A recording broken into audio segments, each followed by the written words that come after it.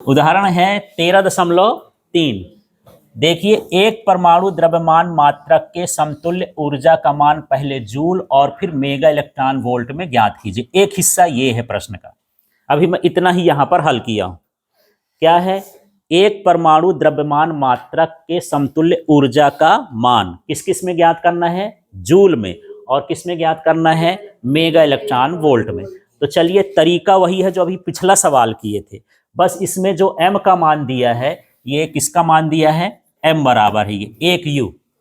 1u का मान कितना है? 1.67 गुणे 10 की घात -27 किलोग्राम। जब हम शुरू चैप्टर किए थे तो उसमें लिखे थे द्रव्यमान मात्रा की कार्बन 12 के 1/12वें भाग के द्रव्यमान को 1 यूनिट द्रव्यमान कहते हैं। और 1u का मान कितना था? 1.67 -10। क्वेश्चन में क्या ये दिया है कहीं? ये मान आपको याद रखना पड़ेगा कि 1u का मान किलोग्राम में इतना होता है, क्योंकि इसमें जो सूत्र रखेंगे वो इसमें ये प्रोटॉन का भी द्रव्यमान होता है ना, तो प्रोटॉन का द्रव्यमान ये। अब यहाँ आइंस्टीन के द्रव्यमान ऊर्जा संबंध से सेम सूत्र ही है, E क्या है? mc²। केवल यहाँ पर m का मान ये दिया है 1.67 गुणे 10 की घात -27। c का मान वही वाला है 3 गुणे 10 की घात 8, और इसमें c का स्क्वायर है तो यहाँ पर स्क्वायर कर दिए।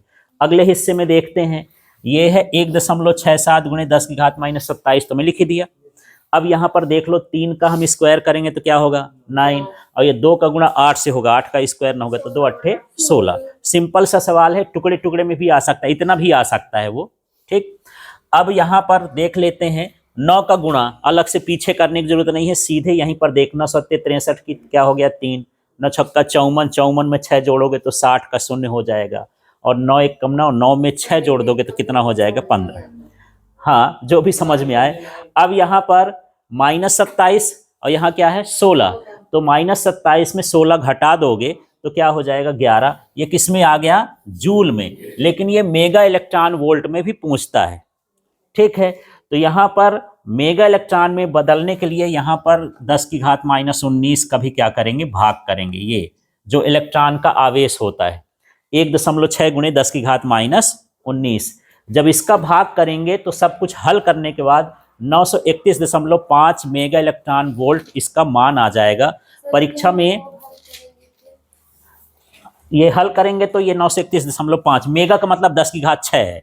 मेगा का मतलब क्या है? 10 की घात 6, तो मैं डायरेक्ट लिख दिया हूं यहाँ पर। ये मान आपको याद करके जाना पड़ेगा, खाली स्थान में भरने के लिए आता है कि 1 यूनिट द्रव्यमान से कितनी ऊर्जा निकलती है। तो कितना? 931.5, और अभी सवाल करेंगे तो इसका मान पता होगा। तो यहाँ पर 1 यूनिट की ऊर्जा हो गई। ठीक है, 1 यूनिट द्रव्यमान को आप जलाओगे, है ना, तो उस द्रव्यमान से 931.5 मेगा इलेक्ट्रॉन वोल्ट की ऊर्जा निकलेगी। हाँ, -19 इसको कर लेना है। ठीक है, हाँ। अब इसके दूसरे हिस्से में चलते हैं, थोड़ा सा इसका आगे देखो, एक चीज और देख लेते हैं। अब दूसरा प्रश्न पढ़ते हैं। इसमें आगे लिखा है, इसके उपयोग से 8-16 ऑक्सीजन के द्रव्यमान क्षति में व्यक्त करिए। इसको द्रव्यमान क्षति में व्यक्त करना है, माने इसकी ऊर्जा हमको निकालना है ना। तो चलिए सबसे पहले द्रव्यमान क्षति कैसे निकालते हैं उसको देखते हैं। हम कल पढ़े थे कि नाभिक के घटकों का द्रव्यमान और नाभिक के द्रव्यमान के अंतर को हम क्या बोलते थे? द्रव्यमान क्षति, है ना। तो उसी फार्मूले को यूज करते हैं। तो नाभिक में 2 चीजें होती हैं, न्यूट्रॉन और प्रोटॉन। तो पहले मुझे न्यूट्रॉन का द्रव्यमान पता होना चाहिए, इसमें आप परेशान ना होना। जब भी प्रश्न आएगा ये वाला, इसमें न्यूट्रॉन का द्रव्यमान दे के भेजेगा प्रश्न को। ठीक, mn का मान दिया रहेगा। तो mn बराबर 1.00866 U है। यहाँ पर ये न्यूट्रॉन लिखा है ना, ये वाला मैं मान उठा लिया हूँ यहाँ से, पर आपको एग्जाम में जब होगा तो इसका मान दिया रहेगा, इसको याद करके नहीं जाना। ठीक, दूसरा देखो mp माने प्रोटॉन का द्रव्यमान। यदि p नहीं लिखता तो उसकी जगह h भी लिख देता है, क्योंकि हाइड्रोजन में सिर्फ एक प्रोटॉन होता है, न्यूट्रॉन नहीं होता। दोनों चीज समझ में आ गया। यदि यहां पर p ना लिखा होगा तो क्या लिखा होगा? h। तो h वाले को भी प्रोटॉन का द्रव्यमान समझना है। तो ये वाला मान भी आपको एग्जाम में दिया रहेगा, इसमें भी कोई झंझट नहीं है। ये वाला आपको प्रश्न में दिया रहेगा कि ऑक्सीजन का जो कुल द्रव्यमान है 15.99493, ये U बना है, यूनिट होता है। इतना मान आपको क्वेश्चन में ही दिया रहेगा।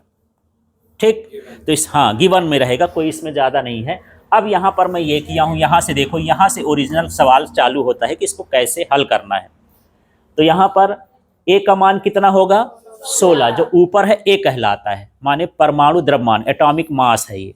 ठीक, नीचे का मान जो है एटॉमिक नंबर है, इसको किससे दर्शाते हैं, जेड से, ये 8 हो गया। अब हम जानते हैं द्रव्यमान की क्षति।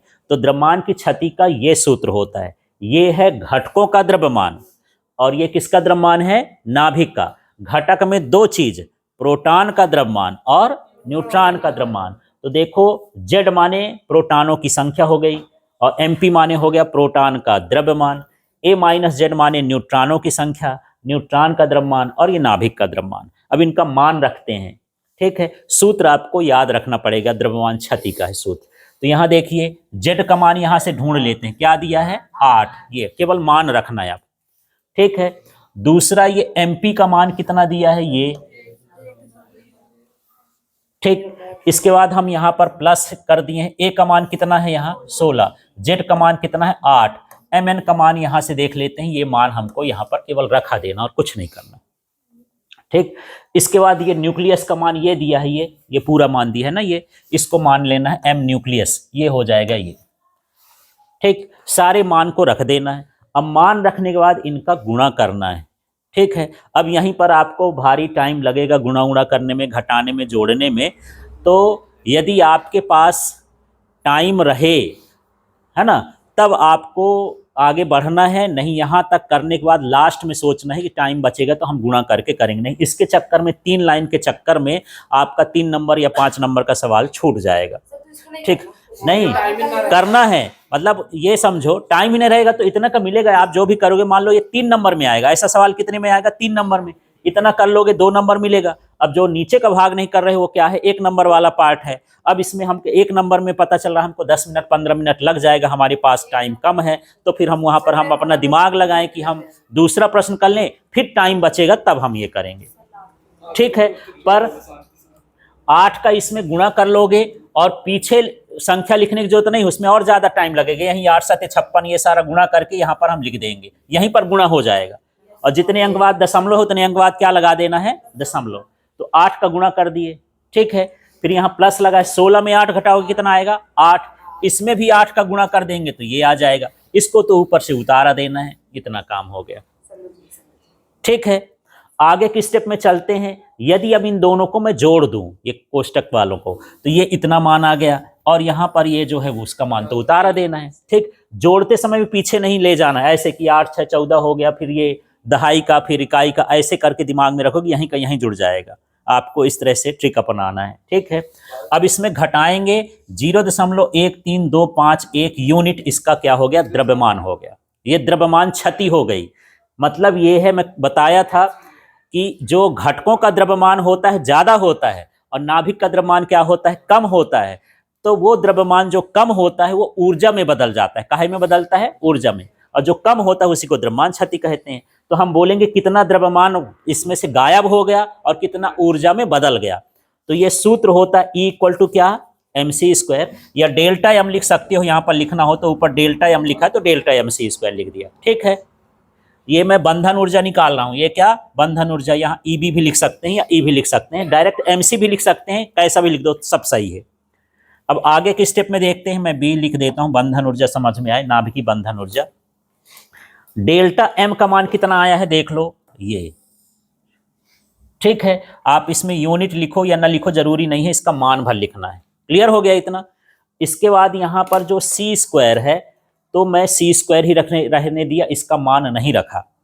अब देखो यहां से समझना, 0.1325 लिखा है, ये 1 यूनिट द्रव्यमान की ऊर्जा होती है। अभी पीछे हम निकाले हैं इसके पहले वाले में कि 1 यूनिट द्रव्यमान से कितनी ऊर्जा खर्च होती है, 931.5, है ना, ये फिक्स है, 1 यूनिट का मान यही रहेगा। तो यहां पर U को हटा के उसकी जगह पर 931.5 मेगा इलेक्ट्रॉन वोल्ट बटे क्या लिखेंगे, C²।